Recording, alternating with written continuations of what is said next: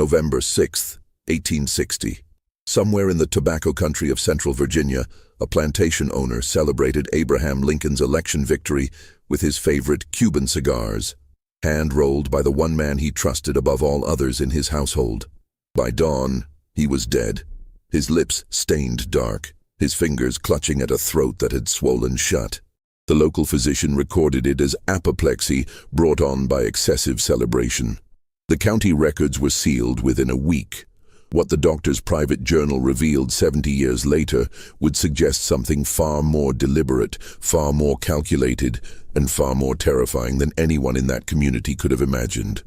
Tonight, we uncover what really happened in that smoking room, and why 3 other men died the exact same way before anyone connected the deaths to the one person present at every celebration. Before we continue with the story of what happened in Buckingham County that election night, I need you to do something.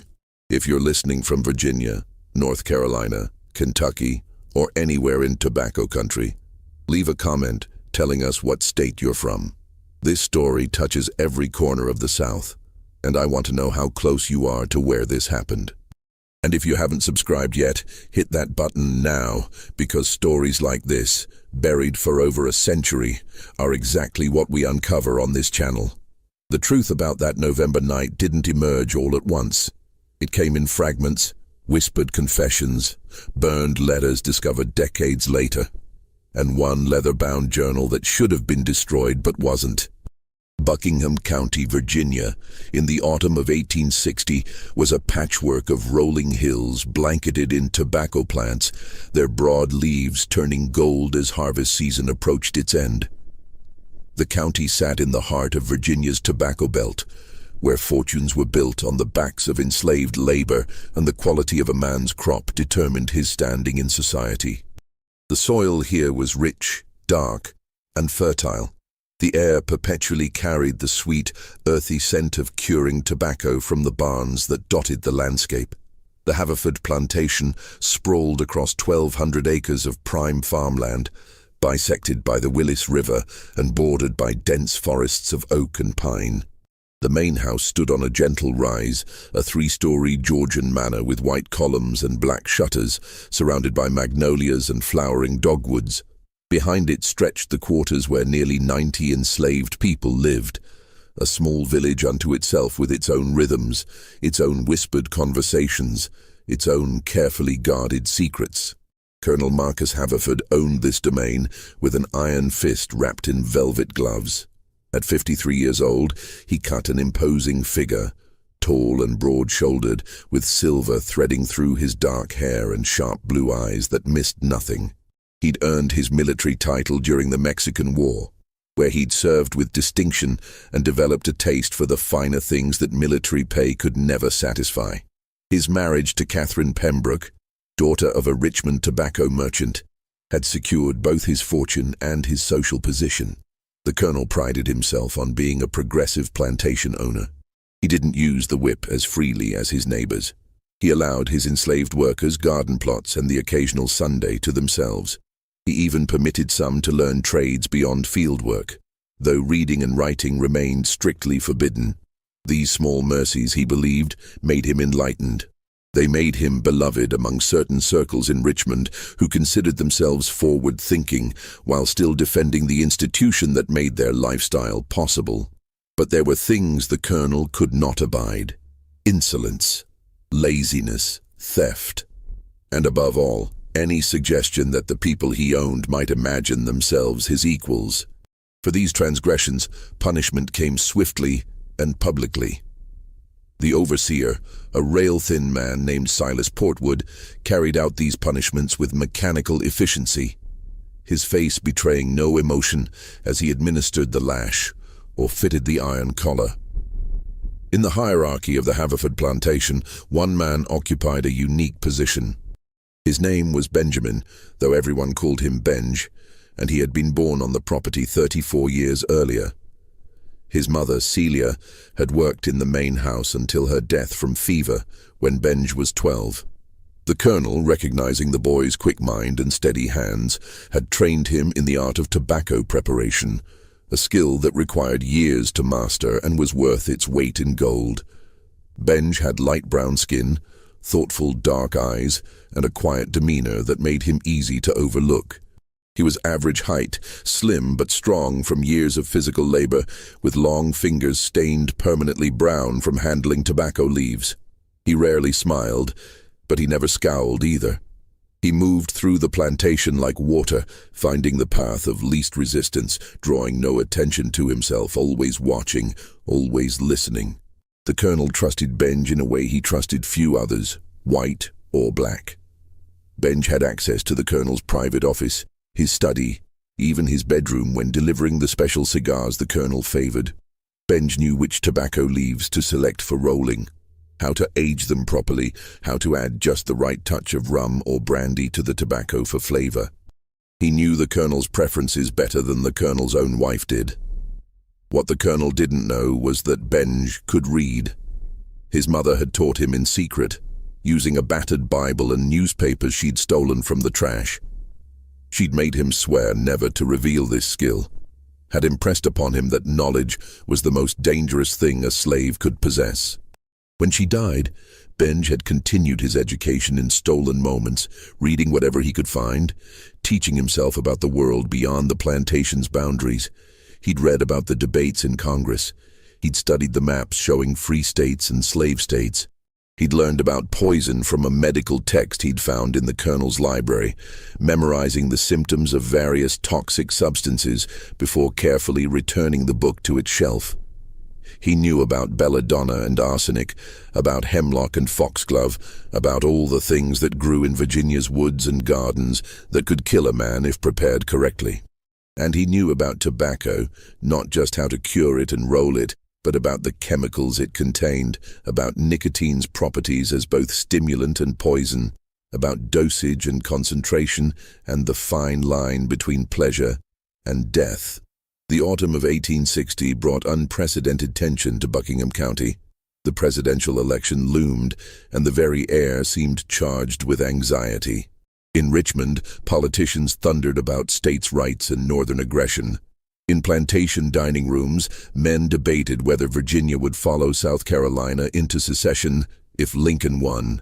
In the quarters, enslaved people whispered about what might happen if the Republicans took power, though few dared hope for actual freedom.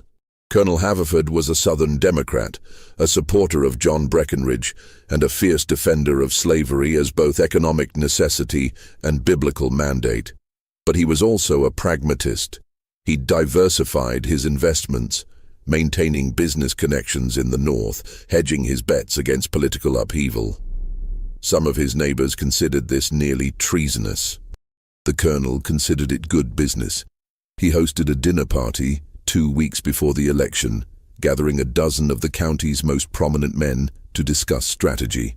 Benj served the meal and poured the wine, his face a mask of respectful attentiveness, while his ears captured every word. They talked about mobilizing voters, about intimidation tactics for those who might support the Republicans, about contingency plans if Lincoln won. One man, a lawyer named Sutherland, suggested that Lincoln's election might be the spark that lights the powder keg of Southern independence.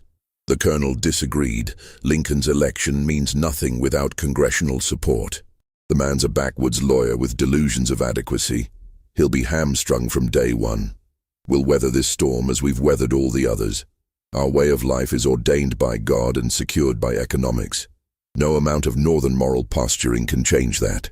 As Benj refilled the colonel's glass, their eyes met for just a moment. The colonel saw nothing but dutiful service. Benj saw a man who believed himself invulnerable, a man who'd grown comfortable in his power, a man who'd forgotten that the people he owned were still people, still capable of thought and planning and rage. After the guests departed, the colonel retired to his study for his evening cigar. Benj brought him his favorite blend, a rich Maduro wrapped in a Connecticut broadleaf, perfectly rolled and aged for exactly 6 months.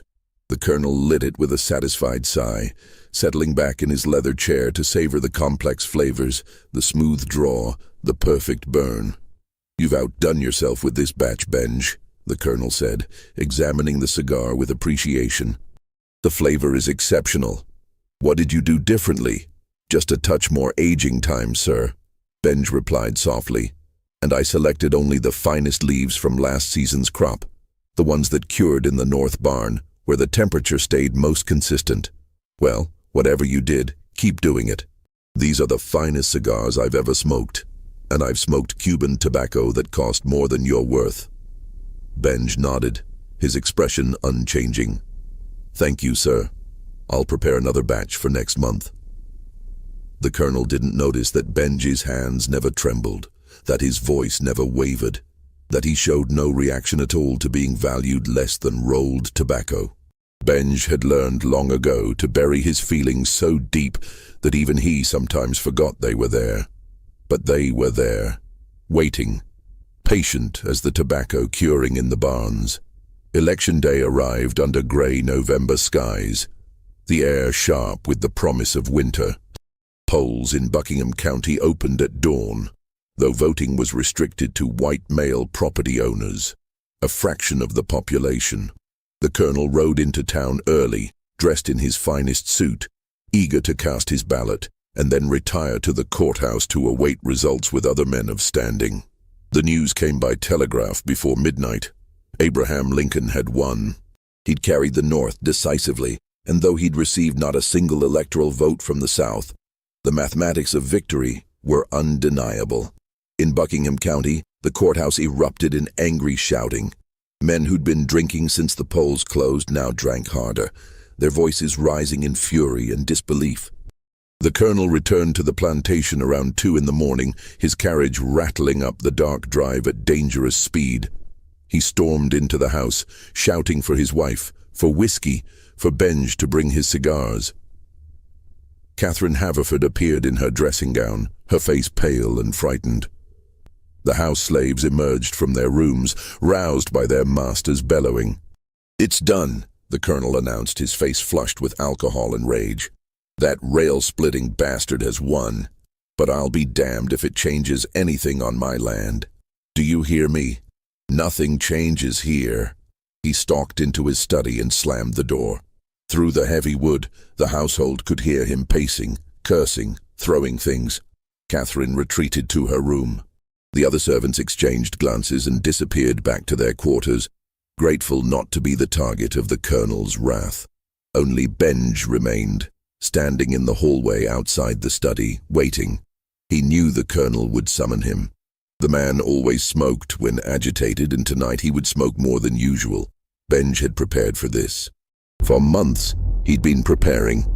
Ever since he'd decided that he could no longer live as property, that he would rather die trying to be free than spend another decade serving a man who considered him less than human. The preparation had been meticulous. Benj had access to the tobacco stores, to the curing barns, to every step of the cigar-making process. He'd studied the medical text carefully, learning exactly how much concentrated nicotine extract could be absorbed through the mucous membranes of the mouth and throat before it became lethal. Too little, and the colonel would merely become ill. Too much, and death would come so quickly that suspicion would be inevitable. The key was patience. Gradual exposure, building up over time so that symptoms could be attributed to natural causes or stress. Benj had been lacing the colonel's cigars for 3 months, using extract rendered down from the stemmed tobacco stems and the lowest quality leaves, the parts normally discarded. He'd mixed it with the rum used for flavoring, applied it to the wrapper leaves, incorporated it into the binding. The doses had been small at first, barely perceptible. The colonel had experienced occasional nausea, some dizziness, but nothing alarming. Nothing that couldn't be blamed on rich food or too much wine. Benj had watched carefully, adjusting the dosage, learning how the colonel's body responded, finding the threshold. Tonight would be different. Tonight, with the colonel already compromised by alcohol and rage, with his heart racing and his blood pressure elevated, Benj would give him the special cigars he'd prepared for this occasion. The ones with 5 times the normal concentration. The ones that would finish what 3 months of careful poisoning had begun. The study door opened. The colonel stood framed in lamplight, his cravat loosened, his eyes wild. "Benj, where the hell are you?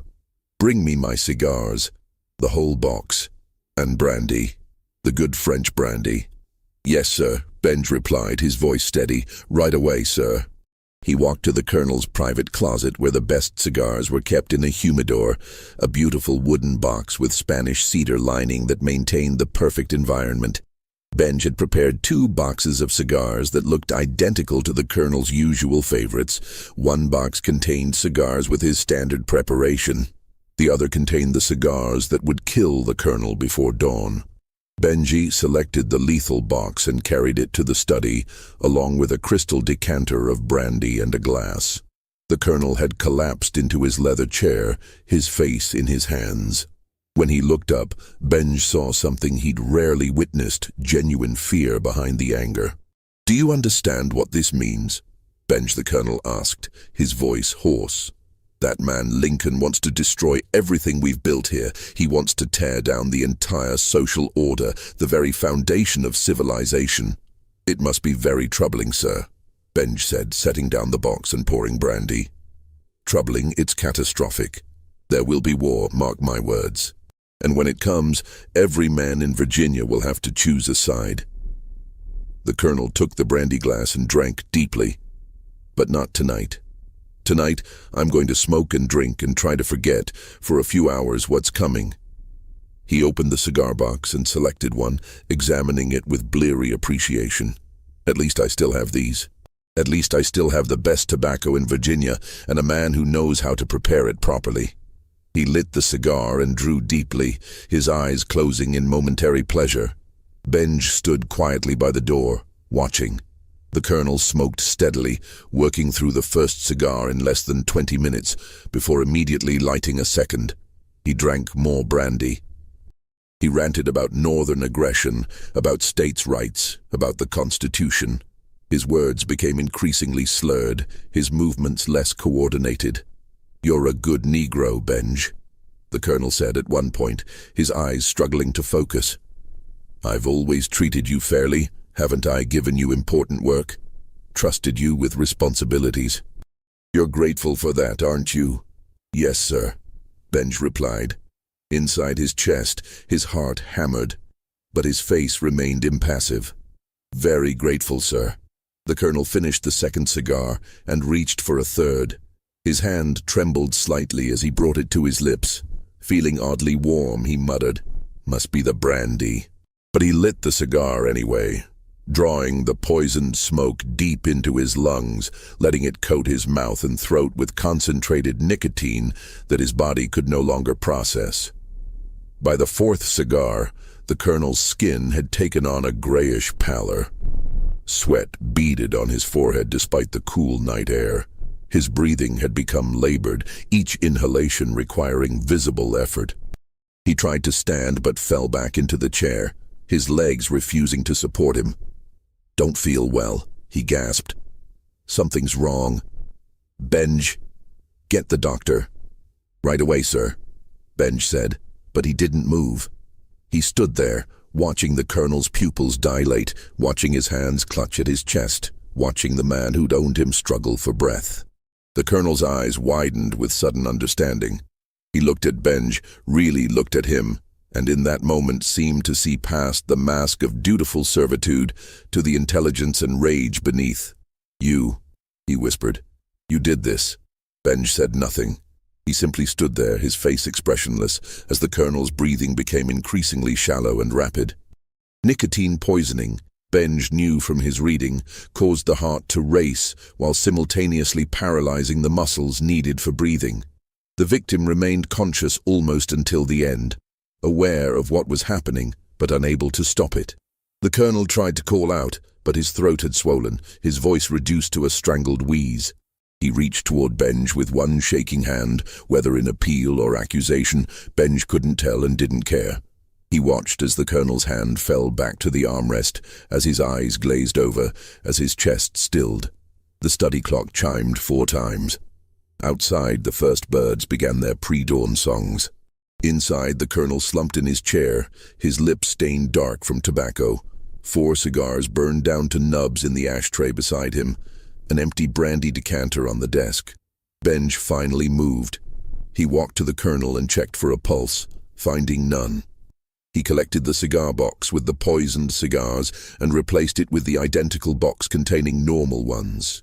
He arranged the scene carefully, making sure everything looked like a man who'd smoked and drunk himself into an early grave, overcome by rage and anxiety on the worst night of his political life. Then he walked out of the study, closing the door quietly behind him. He returned to his small room in the servants' quarter attached to the main house, lay down on his narrow bed, and stared at the ceiling until the sun rose. He felt nothing. No triumph, no guilt, no fear. Just a vast emptiness where emotion should have been, and the certain knowledge that this was only the beginning. The household discovered the colonel's body at 7 that morning when Catherine sent a maid to wake him for breakfast. The girl's screams brought the entire house running. Catherine took one look at her husband's grey face and collapsed in hysterics. The overseer, Portwood, sent a rider to fetch Dr. Nathaniel Grimsby from town, while trying to maintain order among the increasingly agitated household. Dr. Grimsby arrived within the hour, a middle-aged man with spectacles and a perpetually worried expression. He examined the colonel's body thoroughly, noting the discoloration, the position, the evidence of heavy smoking and drinking. He questioned Catherine about her husband's state of mind the previous evening, documented the political stress and excessive celebration. Apoplexy, he pronounced finally, brought on by excessive agitation, alcohol and tobacco use. I've seen it before in men of the colonel's age and temperament. The shock of the election results, combined with his intemperate habits, proved too much for his constitution. Catherine accepted this explanation through her tears. The servants accepted it because they had no choice. The neighbors who came to pay their respects accepted it because it fit their understanding of how the world worked. Prominent men sometimes dropped dead from stroke or heart failure, especially during times of stress. There was nothing suspicious about it. Only Benj knew the truth, and he carried that knowledge like a stone in his chest, heavy but manageable. The funeral took place 3 days later under cold November rain. Nearly 200 people attended, filling the small Episcopal church in town and spilling out into the muddy churchyard. They buried the colonel in the family plot on the plantation, beside his parents and his infant son, who died of fever in 1847. The Episcopal minister delivered a lengthy eulogy praising the colonel's service to Virginia, his business acumen, his kindness to his dependents. Benj stood in the back with the other house servants, his head bowed respectfully, listening to the minister describe a man he'd never known.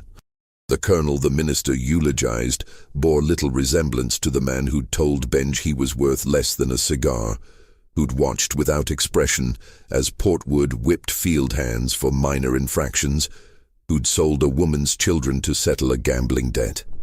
After the funeral, Catherine retreated to her room and didn't emerge for a week. The plantation fell into an uneasy limbo.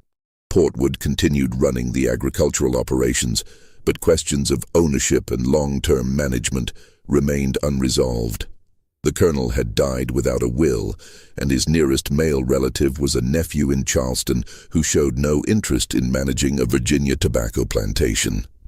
The weeks following the funeral brought a strange, suspended atmosphere to the Haverford plantation. Work continued in the fields and barns, but without the colonel's driving presence, everything moved more slowly.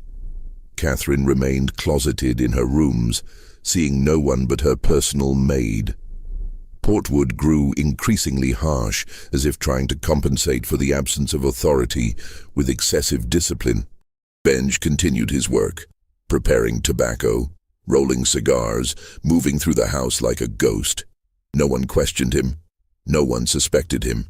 He was just property, as invisible as furniture, as unremarkable as the walls. But change was coming to Virginia. Change that would sweep away the old certainties and replace them with chaos. Lincoln's inauguration in March brought South Carolina's secession, followed rapidly by Mississippi, Florida, Alabama, Georgia, Louisiana, and Texas. The Confederacy formed. Fort Sumter fell. Virginia debated and agonized, and finally, in April, voted to secede. By May, Catherine had made her decision. She would sell the plantation and return to Richmond, to her father's house, where she'd be safe from whatever war was coming.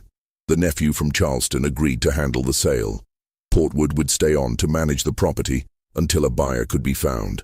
The enslaved population of the plantation heard these plans through the whisper network that conveyed information faster than any telegraph. They knew their futures hung in the balance. Would they be sold together or separately? Would the new owner be cruel or merely indifferent? Would the coming war bring freedom or just new forms of oppression? Benj listened to these whispered conversations but participated in none of them. He had his own plans now, plans that had been crystallizing since the colonel's death. He would run north, to Union lines, to freedom. But he wouldn't run empty-handed. In the colonel's study, which Catherine had kept locked since her husband's death, there were documents, deeds, contracts, account books, correspondence, evidence of business dealings, debts owed and owing, investments both legitimate and questionable. Benj had seen these papers during his years of service. He'd read them when the colonel wasn't looking, memorizing names and numbers. He knew which of the colonel's business associates in Richmond had Confederate sympathies. He knew which ones maintained Northern connections. He knew about the weapons stored in the barn behind the cooperage, ostensibly for plantation defense, but actually intended for Confederate forces. He knew about the gold coins hidden in a floor safe in the colonel's bedroom. This knowledge could be valuable. To the right people, it could be very valuable indeed. 2 weeks before Catherine's planned departure for Richmond, Benj made his move. He waited until a cloudy, moonless night when Portwood had ridden into town for supplies. Using a key he'd made months earlier from a wax impression, he let himself into the colonel's study. Working by the light of a shielded candle, he photographed his memory of the most important documents, committing specific details to memory since he couldn't risk taking the originals. Names, dates, amounts, locations, evidence of Confederate weapons caches, lists of Southern sympathizers in northern cities, correspondence suggesting plots to disrupt Union supply lines. He found the deed to the plantation, noting the property boundaries and the names of neighboring landowners. He found the household inventory, including the names and estimated values of every enslaved person on the property. His own name was there, Benjamin, age 34, tobacco specialist, valued at $1,800. $1,800. That was what he was worth to these people. Less than a good horse. Less than the chandelier hanging in the dining room. He committed it all to memory, then carefully returned everything to its place. He locked the study door and slipped back to his room without encountering anyone. The next morning he worked as usual, showing no sign of the previous night's activities. 3 days later, he disappeared. The discovery of Benj's absence came at dawn, when the cook needed tobacco brought from the curing barn for the household's morning supply. She sent a boy to fetch Benj, but his room was empty, his few possessions gone, his palate cold. Portwood was summoned. A search of the plantation revealed nothing. Benj had vanished like smoke. Portwood was beside himself with fury. Catherine, when informed, seemed more bewildered than angry. But why would he run, she asked. We always treated him well.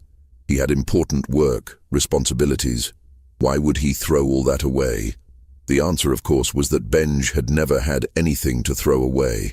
He'd only had a slightly more comfortable form of bondage, and he'd chosen possible freedom over certain slavery. But Catherine, like her husband before her, couldn't understand that the people she owned might have desires and dreams beyond serving her comfort. Portwood organized a search party, hiring professional slave catchers from Richmond, men with dogs and guns and no mercy. They searched the woods surrounding the plantation, questioned enslaved people on neighboring properties, followed the roads north toward Washington. They found nothing. Benj had disappeared as completely as if the earth had swallowed him. What they didn't know was that Benj had never intended to run north on the roads, where patrols and checkpoints made passage nearly impossible for a black man without papers. He'd gone west instead, into the mountains, following paths known only to runaways and the few white abolitionists who aided them. He'd connected with the Underground Railroad in the foothills of the Blue Ridge, been passed from safe house to safe house, eventually making his way to Pennsylvania and then to Massachusetts. By July, he was in Boston, free but penniless, working as a laborer in a warehouse while trying to figure out how to use the information he carried. By August, he'd made contact with certain individuals who understood the value of intelligence from behind Confederate lines. By September, he was sharing what he knew with people who could act on it. But that wasn't the end of the story. In fact, it was barely the beginning. Because back in Virginia, something strange was happening on the Haverford plantation. 3 months after Benji's disappearance, Silas Portwood died. Like the colonel before him, he died in his office, slumped over his desk, surrounded by evidence of heavy smoking. The local doctor, still Dr. Grimsby, pronounced it apoplexy, just as he had with the colonel. The plantation's enslaved population whispered about curses and divine justice, but they kept their voices low and their theories private. Catherine, now thoroughly unnerved, accelerated her plans to leave. The plantation was sold at a loss to a speculator from Richmond who planned to run it with hired overseers while he focused on more profitable wartime business. The new owner lasted 6 months. He died in February 1862, found in the plantation's main house study, his lips stained dark, several expensive cigars burned to ash in the tray beside him. Once again, Dr. Grimsby was called. Once again, he diagnosed apoplexy, but this time, he was troubled. 3 men, 3 deaths, all in the same location, all presenting with similar symptoms, all associated with the same plantation. He confided his concerns to the sheriff, who suggested that perhaps the study itself was the problem. Bad air, perhaps, miasma from the river, something in the ventilation. They had the study thoroughly cleaned and aired. They burned sulfur candles to purify the space. They brought in a builder to check the walls and floors for rot or mold. They found nothing unusual, just a well-appointed room with book-lined shelves, a large desk, comfortable chairs, and a persistent smell of tobacco smoke that no amount of cleaning could eliminate. The property changed hands twice more during the war, each time at a lower price. Neither owner lived there long. One sold quickly, citing business opportunities elsewhere. The other died, though this time in his own home in Richmond, rather than on the plantation itself. The doctor who attended that death noted symptoms consistent with chronic nicotine poisoning, but couldn't determine the source. By 1863, the Haverford plantation had acquired a reputation. People in Buckingham County spoke of it as cursed, as a place where death lingered in the very walls. The enslaved population had been sold off and scattered to other properties. The fields went unplanted. The house stood empty, its windows dark, its doors locked. Dr. Grimsby, troubled by the pattern of deaths, began keeping detailed notes in his private journal. He documented each case, noting similarities and differences, searching for a pattern that made medical sense. He never found one, at least not one he could prove. But he had his suspicions. In an entry dated March 15, 1863, he wrote, "I am increasingly convinced that the deaths at the Haverford property are not natural, though I cannot determine the mechanism. All victims were smokers of expensive cigars. All died with similar presentations: rapid heartbeat, difficulty breathing, gray pallor, dilated pupils. The symptoms are consistent with nicotine poisoning, but at concentrations that should not be possible from ordinary tobacco use. Could the cigars themselves have been deliberately tainted, but by whom and when? The original victim, Colonel Haverford, kept his cigars locked away. Only his most trusted servants had access. I am left with an impossible conclusion that one of his servants somehow learned to weaponize tobacco, using the Colonel's own vice against him. But how, and more troublingly, if this was murder, what happened to the other victims? Did the poisoner return, or did he leave something behind? some cache of tainted cigars that continued to kill long after his departure. Grimsby never published these suspicions. The war was raging, and he had more immediate concerns than mysterious deaths on an abandoned plantation. He treated wounded soldiers, delivered babies, and tried to keep his community alive through years of deprivation and occupation. His journal remained private, locked in a drawer in his office. But he wasn't wrong. The deaths weren't natural. And the answer lay not in cursed ground or bad air, but in a dozen boxes of cigars that Benj had prepared before his escape. Cigars infused with concentrated nicotine extract at levels just below immediately lethal, but well above safe. He'd hidden these boxes throughout the plantation, in the humidors where the colonel kept his best tobacco, in the overseer's office, in the main house's smoking room. Every man who purchased the Haverford plantation inherited not just land and buildings, but a slow death hidden in wooden boxes with Spanish cedar lining. Every man who lit one of those specially prepared cigars was consuming poison, building up toxic levels in his bloodstream with each smoke, until his body could no longer compensate. Benji had calculated it perfectly. The deaths would be spaced far enough apart to seem like coincidence. The symptoms would match known natural causes, and by the time anyone suspected murder, he would be long gone, impossible to find, impossible to prosecute. It was revenge not just for himself, but for every person the colonel had owned, every person Portwood had whipped, every family the system had torn apart. It was justice administered through chemistry and patience, delivered through the very symbol of the plantation owner's wealth and status. By 1864, the Haverford plantation had passed to the Commonwealth of Virginia as payment for unpaid taxes. The state attempted to sell it twice but found no buyers. The property sat vacant through the final years of the war and into Reconstruction, its fields reverting to wild growth, its buildings slowly deteriorating. In 1868, a northern investor named Harold Grissom purchased the property for a fraction of its pre-war value. Grissom was a Union veteran from Pennsylvania who'd made his fortune selling supplies to the Army and now sought to establish himself as a Virginia landowner. He'd heard the rumors about the property but dismissed them as Southern superstition. He hired local workers to restore the main house and brought in his family from Philadelphia. Grissom was a cigar enthusiast. He'd acquired a taste for expensive tobacco during his war service and prided himself on his collection. When he moved into the Haverford mansion, he was delighted to discover several boxes of cigars in a hidden compartment in the study, apparently overlooked by previous owners or looters. The cigars appeared to be in excellent condition despite their age. The wooden boxes had protected them from moisture and pests. Grissom, recognizing quality tobacco when he saw it, was thrilled by his find. He tested one cigar and found it exceptional, the flavor rich and complex, the construction flawless. He made a note in his diary about his good fortune in discovering such a cache. His wife, Margaret, worried about smoking cigars of unknown provenance, but Grissom laughed off her concerns. "These are Virginia's finest tobacco, my dear. Better than anything you can buy in Philadelphia." The previous owner clearly had excellent taste. He smoked them regularly throughout that summer, working in the study as he made plans to restore the plantation to profitability.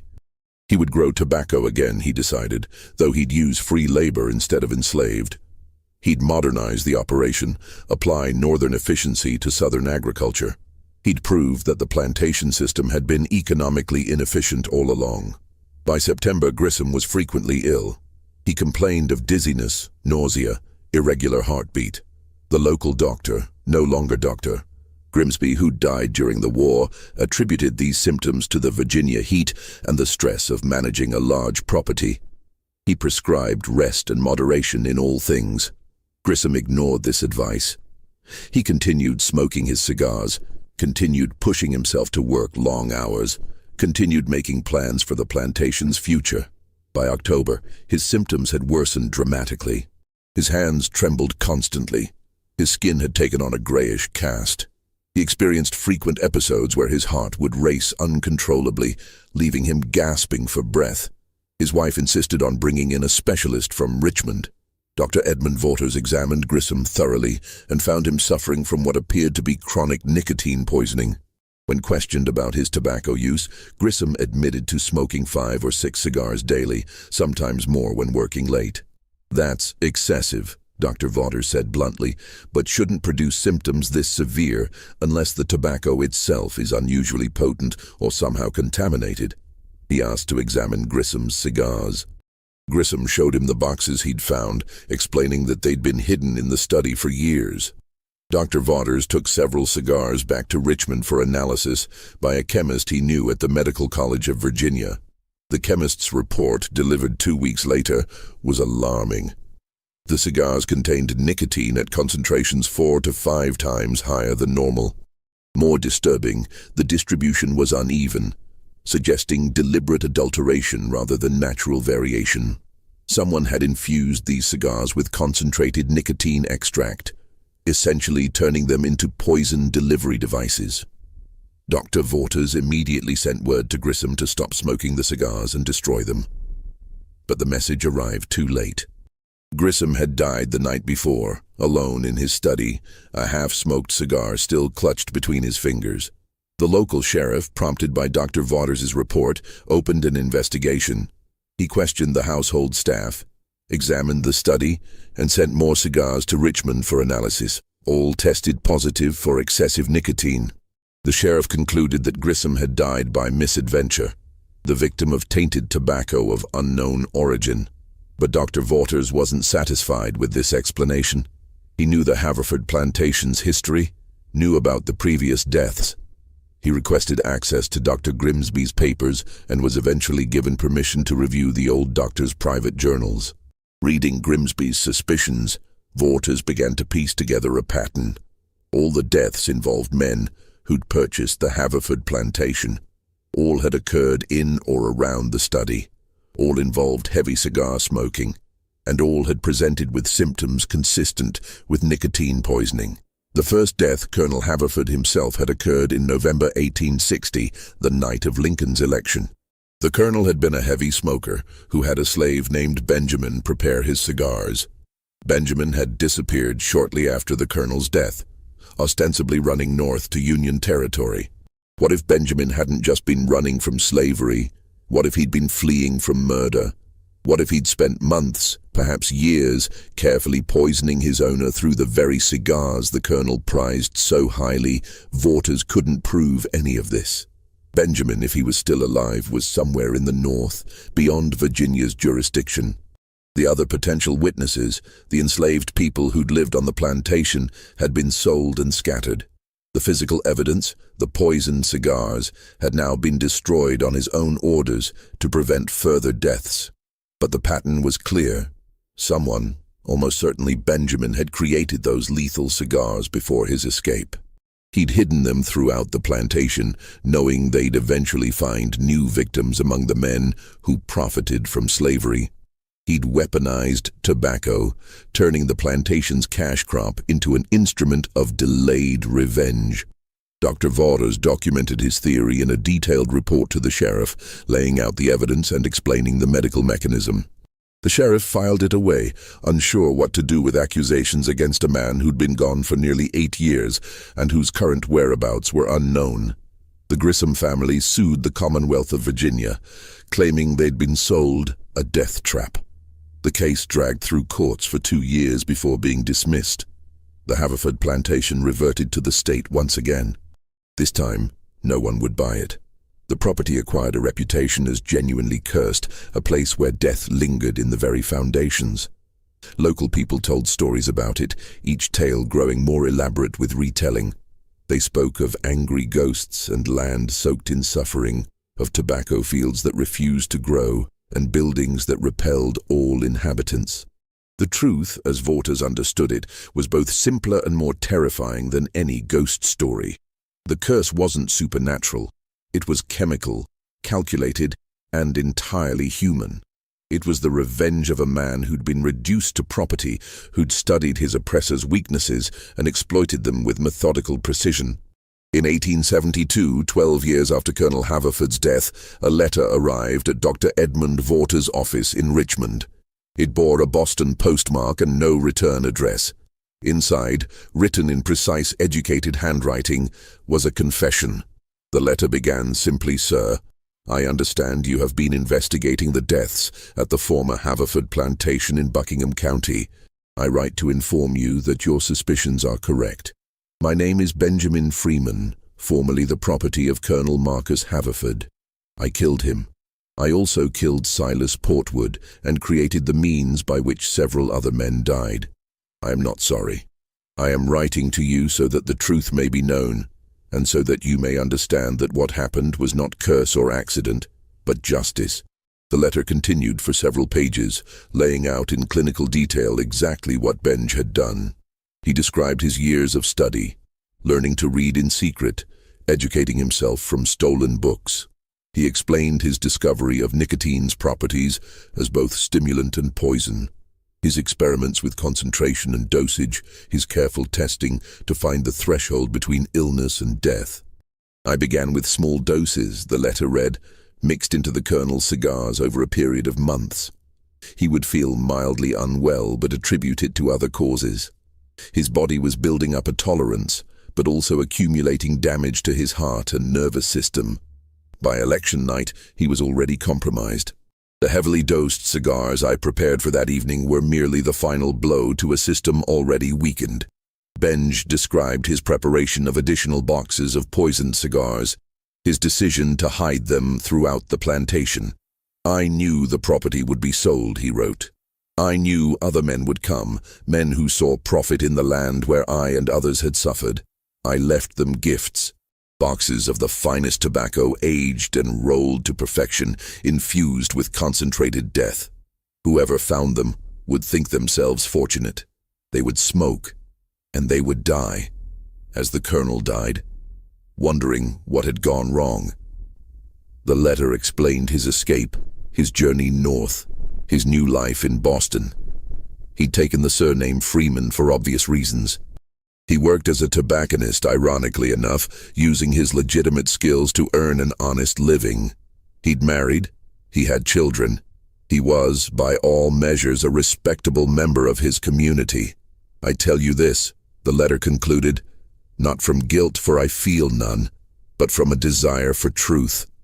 The world should know that what happened at the Haverford plantation was not mysterious or supernatural.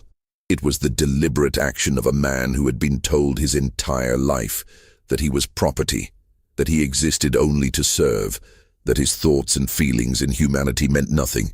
I proved them wrong. I proved that the people they enslaved were capable of great complexity of thought and action. I proved that we could plan, could execute, could achieve goals that required patience, intelligence, and skill. In killing my oppressor with his own cigars, I demonstrated more sophistication than most of them credited any Negro with possessing. That demonstration, sir, was as much the point as the revenge itself." Dr. Vaughters sat in his office for a long time after reading this letter, staring at the careful handwriting, considering what to do. He was technically in possession of a murder confession. Benjamin Freeman had admitted to multiple killings and had provided enough detail to remove any doubt about his guilt. But Vaughters was also a man who'd lived through the war, who'd seen slavery firsthand, who'd treated wounds on both sides and come to his own conclusions about the institution and its defenders. He thought about Colonel Haverford, who'd owned 90 human beings and considered it his God-given right. He thought about Portwood, who'd whipped men for sport. He thought about the speculators who'd purchased the plantation hoping to profit from it. Then he thought about Benjamin Freeman, who'd been born into slavery, who'd educated himself in secret, who'd endured decades of degradation and dehumanization, and who'd finally struck back using nothing but intelligence and patience. After considerable deliberation, Vaughters took the letter to his fireplace and burned it. He told no one about its contents. He made no report to authorities. Instead, he wrote his own account of the Haverford plantation deaths, documenting the medical evidence of nicotine poisoning but attributing it to unknown parties, likely among the former enslaved population, identity uncertain and whereabouts unknown. He filed this report with the sheriff's office and considered the matter closed. If Benjamin Freeman was living peacefully in Boston, married and working an honest trade, what purpose would be served by prosecution? The man had been property. Under the laws that had governed Virginia for decades, he'd had no legal rights, no recourse against abuse, no hope of justice through legitimate channels. He'd created his own justice. Waters couldn't bring himself to condemn him for it. The Haverford plantation remained unsold through the 1870s and into the 1880s. The buildings gradually deteriorated, reclaimed by vines and weather. Local children dared each other to approach the property after dark, spinning ever more elaborate stories about what haunted it. Occasionally, someone would break in to explore, but they never stayed long. The house felt wrong, they said. Too quiet, too heavy with the weight of old suffering. During this period of abandonment, something curious happened. Former enslaved people from the Haverford plantation, now scattered across Virginia and beyond, began to share stories among themselves. In churches and gathering halls, in private conversations held far from white ears, they spoke of Benj. Most had known him as quiet, unremarkable, a man who kept to himself and did his work without complaint. But now they remembered small things. The way he'd sometimes watch the colonel with an unreadable expression, how he'd always seemed to know things he shouldn't know, how he'd disappeared the very week the colonel died. Some claimed they'd known all along what he'd done. Others swore they'd suspected but had kept silent, understanding that silence was the only protection they could offer. A few elderly men and women, freed by the war and now living in Richmond's growing black community, would occasionally tell younger generations about the tobacco man who made his master smoke death. The stories were never detailed, always vague enough to maintain deniability. But the message was clear: resistance was possible, even for those who seemed powerless. One woman, formerly enslaved on a neighboring plantation, told her grandchildren in 1891 about a conversation she'd had with Benj years before his escape. They'd been at a quilting bee, where enslaved people from several plantations had gathered. Benj had been quiet as always, but at one point he'd said something that stuck with her. Tobacco built this world. Maybe tobacco can tear it down too. She hadn't understood what he meant at the time. Only later, after the deaths began, did his words take on new significance. The transformation of the Haverford property reflected broader changes sweeping through Virginia during Reconstruction and beyond.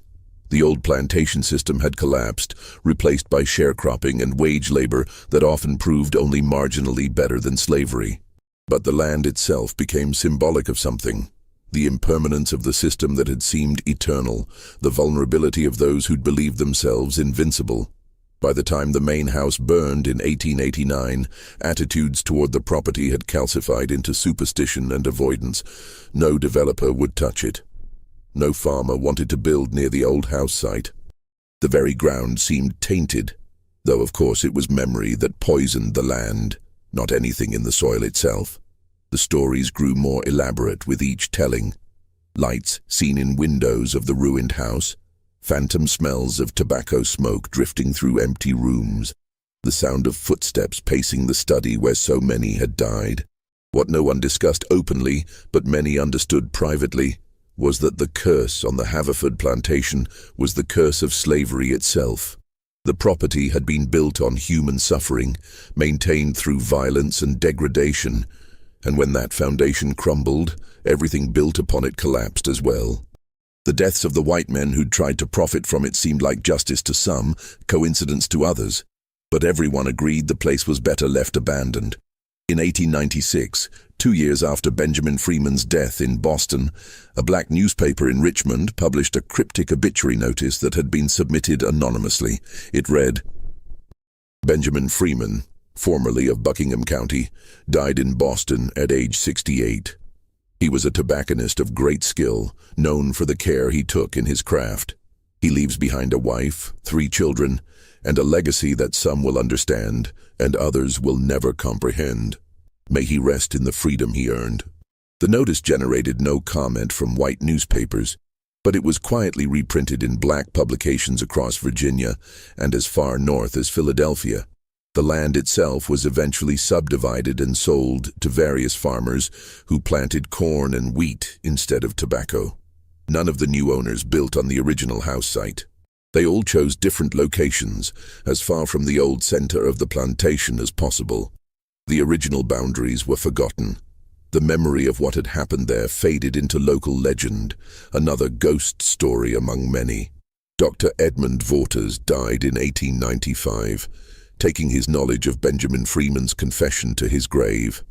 His papers were donated to the Medical College of Virginia, where they sat unexamined in archives for decades. Dr. Grimsby's journals ended up in the possession of a local historical society, catalogued but unread. It wasn't until the 1930s that a researcher examining pre-Civil War medical records stumbled across both sets of documents and recognized their connection. By then, everyone involved was long dead. Benjamin Freeman, if he'd survived to old age, would have been over 100 years old. The researcher published a brief article in a regional history journal speculating about the strange pattern of deaths at the Haverford plantation, but offering no definitive conclusions. The truth remained hidden in plain sight, buried in old journals and archived letters, waiting for someone to piece it together.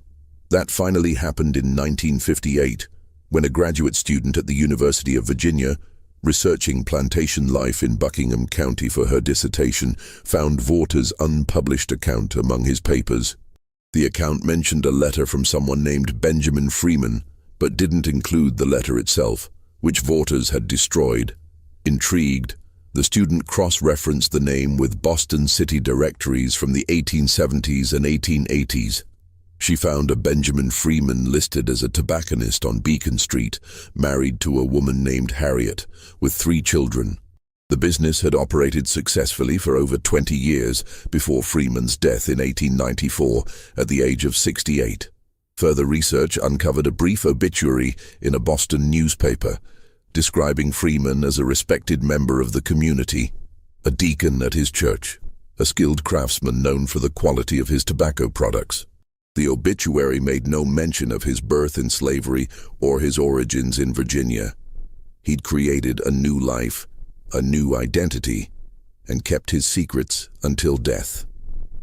The student included these findings in her dissertation, but framed them carefully, presenting them as suggestive but not conclusive evidence of one enslaved person's remarkable act of resistance. She noted that if Benjamin Freeman had indeed poisoned Colonel Haverford and others, his actions represented a level of sophisticated planning and execution that challenged contemporary assumptions about the intellectual capabilities of enslaved people. Her dissertation was accepted but not widely read. The full story of what happened at the Haverford plantation remained obscure, known only to a handful of academics and local historians. The property itself continued its quiet existence as farmland, its dark history forgotten by the families who worked the soil. But the truth, once discovered, has a way of persisting. In the 1980s, another researcher working on a book about slave resistance in Virginia found the graduate student's dissertation and recognized its significance. She investigated further, finding additional evidence in shipping records that showed Haverford importing Cuban tobacco and in account books that documented the plantation's cigar production. She published a book in 1992 titled Poisoned Tobacco, Benjamin Freeman, and the Haverford Plantation Murders. The book presented the full story, drawing on all available documentation, including excerpts from Grimsby's and Waters' journals. It generated some academic interest and a modest amount of controversy, with some scholars questioning whether the evidence was sufficient to prove Freeman's guilt. But to most readers, the truth was self-evident. Benjamin Freeman had been born into slavery, had endured 34 years as property, had educated himself against all odds, and had finally struck back at his oppressor using intelligence, patience, and the very crop that made Virginia wealthy.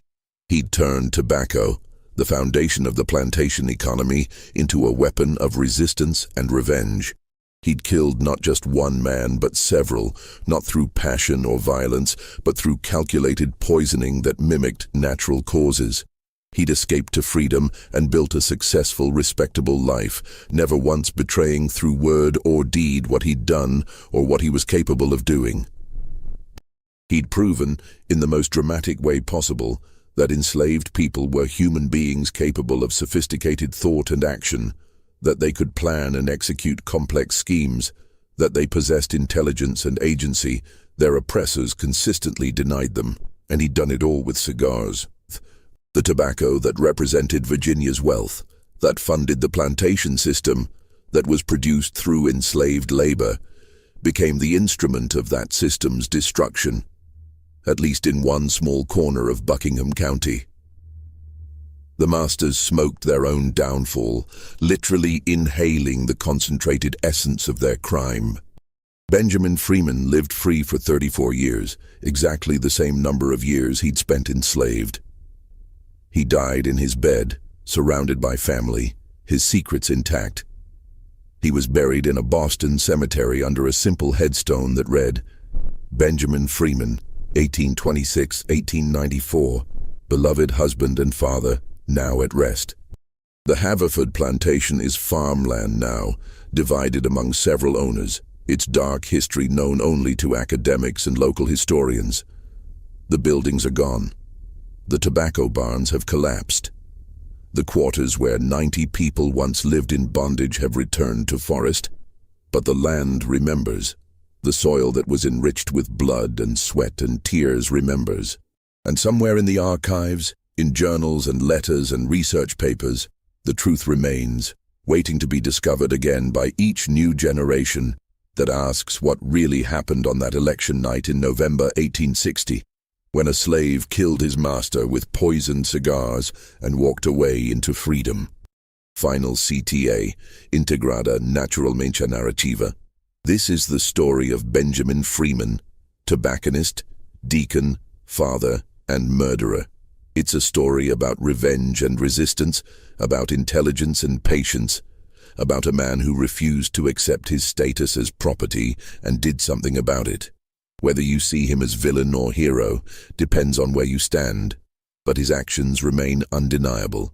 He turned the symbol of his oppression into the instrument of his liberation, proving that even the most powerless could strike back if they were clever enough, patient enough, and willing to accept the consequences.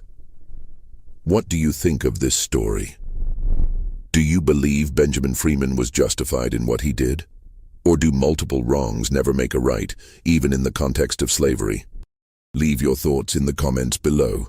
If you found this story as compelling as I did while researching it, hit that like button, share it with friends who appreciate dark historical mysteries, and subscribe to make sure you never miss another untold story from America's troubled past. There are more secrets buried in the archives, more forgotten truths waiting to be uncovered. Join me next time as we dig deeper into the shadows of history. Until then, remember, the past is never really dead. It's not even past.